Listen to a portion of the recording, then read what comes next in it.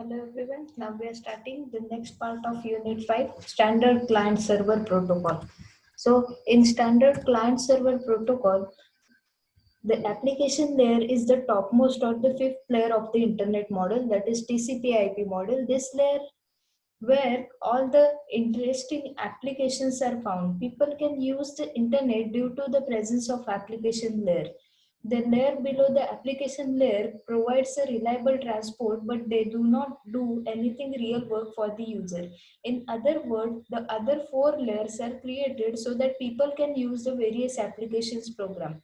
The figure shows the position of application layer in the five-layer internet model. The application layer provides the services to the user. The user can be human or the software. It enables the user to access the network. The application layer receives services from the transport layer. For the real application in the application layer to function, there is need to support of the protocols. The three areas of the protocols required for the such support. First is network security protocol, second is domain name services, that is your DNS, and third is network management. Security is not a single protocol, but it contains a large number of concepts and protocols used for the providing privacy. DNS is used to handle the naming and address within the internet. The third support protocol is the network management. In the network management, there is client server architecture. The application layer program operates on the concept of the clients and servers.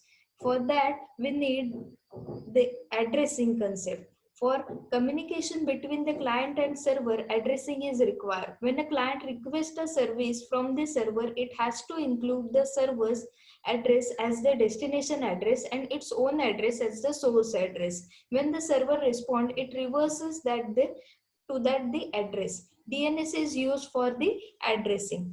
Applications of client server protocol. Some important applications are for electronic mail, that is your emails, Usenet, net news, and World Wide Web, that is www, multimedia, remote file transfer and access. The most common services provided is SMTP or the electronic mail. It allows the user to send a message to another user in the internet. Another common service is file transfer. A user can transfer the file from its computer to the server or transfer the file from the server to its computer. This application is called as a FTP. To use the World Wide Web, we require a simple transfer protocol called HTTP. Multimedia allows the audio and video data to be attached with the computer for the internet user. The internet user can listen to the radio or TV or music that is streamed from a server. It is possible to talk to each other or create a teleconference environment. Socket. In most applications, there is exist a pair of communication process. They send a message to each other, and these messages must travel the underlying network. The sending process sends a message into the network through its socket, and receiving process receive the messages from the network through its socket. Thus, the socket is defined as interface between the application layer and the transport layer within a host. It is also called as an application program interface, that is API, between the application and the network. We have assumed that the transport layer is being used TCP, but note that UDP can also be used for the transport in transport layer. Next point is your domain name system, that is DNS. In DNS, there are major concept is addressing. For communication to take place successfully, the sender and receiver both should have addressing and they should be known to each other. The addressing in the application program is different from that in the other layers. Each program will have its own address format. For example, email address is like abc@gmail.com, whereas the address to access web page like http://www.google.com. It is important to note that there is alias name for the address of the remote host. The application program uses an alias name instead of an IP address. This type of address is very convenient for the human being to remember and use, but it is not suitable for the IP protocol. So the alias address has to be mapped to the IP address. For this An application program needs the service of another entity. This entity is the application program called as a DNS. Note that DNS is not used directly by the user. It is used by another application program for carrying out the mapping. How does the DNS works? To map the name onto the IP address, an IP application program calls a library procedure called the resolver. The name is passed on the resolver as the parameter. The resolver sends a UDP packet to the local DNS server, which looks up the name and returns the corresponding IP address to the resolver. The resolver then sends the address to the caller. Then the program can establish a TCP connection with the destination or sends in the UDP packets. Next point is namespace. The namespace assigned to machine should be selected carefully from the namespace. There should be a complete control over the relation between the name and the IP address. The name and corresponding addresses are uniquely defined. A namespace maps each other to unique name. It can be arranged in two different names. First is flat namespace and second is hierarchy namespace. First is flat namespace.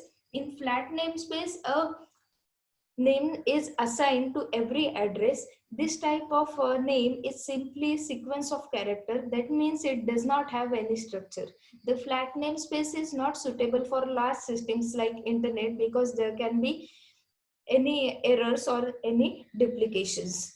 Next is hierarchy namespace. In hierarchy namespace, each name is made up of many parts. The first part may correspond to the name of the institution. Secondary part may be defined the department and so on. The part that defines the name of institution and the name of the institution is assigned by the central authority. The responsibility of deciding the rest of name can be given to the institute itself. The institute can add a suffix or prefix to that name for defining its host or resources. Next is domain namespace. Conceptually, the internet has been divided into hundreds of top level domains. Each domain covers many hosts. Each domain is divided into several subdomains and they are further partitioned and so on. These domains can be represented by a tree shown in the figure. The top level domain of two types, namely generic and countries. So first is generic domain. The generic domains are commercial, edu, that is educational institution, gov, that government, in some international organization, mil, that is military, net, network provider, and org, that is non-profit organization. The country domain includes one entry for every country. Each domain is named by the following an upward path. The components are separated by the dots. For example, www.google.com. This is called as a hierarchy naming. And another example of hierarchy naming is, for example, eng.sun.com. Next concept in that is label. Each node in tree has a label or the component and it can be specified using up to 63 characters. If we have had to remember an IP address of all website we visit every day, we would all go nuts.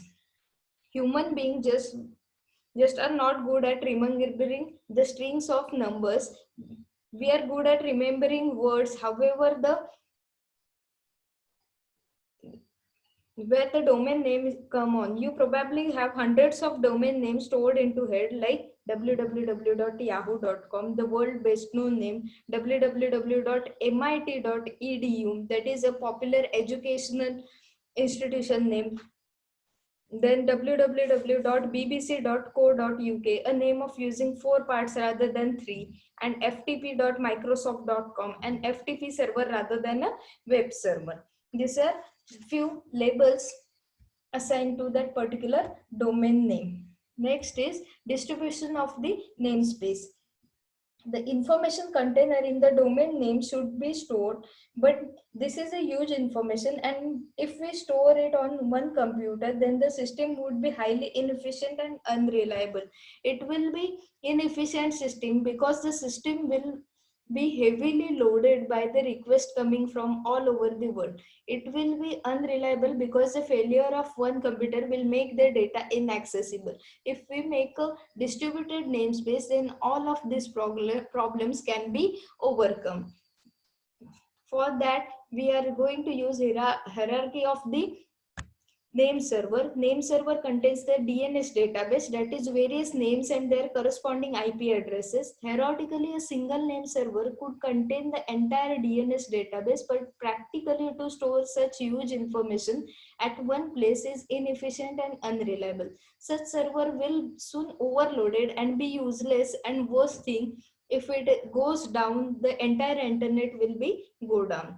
The solution to this problem is distribute the information among many computers called DNS server. Then we have to use hierarchy of the name servers. First, the whole space is divided into many first level domains. The root server standalone can create a many first level domain as required. The first level domains are further divided into smaller subdomains called as second level domains. They can be further divided. Each server can be responsible to either a large or small domain. Note that the hierarchy of server is similar to the hierarchy of the name server. The whole DNS namespace is divided up to non-overlapping zone. The concept of zones are with the number of DNS server being used instead of a single one, we have to define the area over which each server has an authority. What the server is responsible for or authority over is called as zone. If a server is appointed for a domain and the domain is not further divided into subdomain, then the domain and the zone will be same. The server makes the database called as a zone file. It keeps all information about every node under the zone. But if a server divides its domain into the subdomains and they delegates a part of its authority to other servers, then the domain and zones will be different from each other. The information about the nodes belongs to the subdomain is stored into the server at the lower levels. The higher level and original server keeps some sort of reference to this lower level server. Root servers. A root server is defined as a server whose zone consists of whole DNS tree. It does not store any information about domain but delegates the authority to other server. The only keep reference of this server. There are more than 13 root servers and they are distributed all around the world. Primary and secondary servers. DNS defines two types of server, namely primary servers and secondary servers. In the primary server, the server which stores file about its zone, it is authorized to create, maintain and update the zone file. It stores the zone file on the local disk. Secondary servers, these servers transfer complete information about the zone from another server, which may be primary or secondary server. The transfer information is saved on the disk storage of the secondary server. The secondary server is not authorized to create or update a zone file. If the zone file is to be updated, then it is to be done by the primary server. Thank you.